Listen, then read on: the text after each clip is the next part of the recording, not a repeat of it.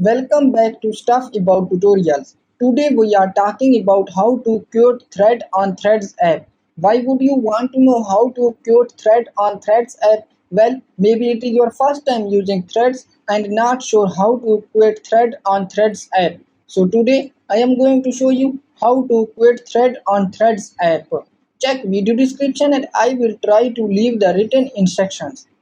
Creating Thread on Threads app is quite simple and easy to do, and the process is same for Android and iOS devices. Let me show how you will create Thread on Threads app.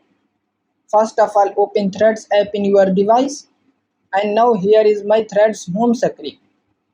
And then first open any account. Now in this page I want to create this thread. So first click on third button, circle of arrows, and then select create. And now enter your comment about this thread and then click on post. Now that comment will show on your thread's profile.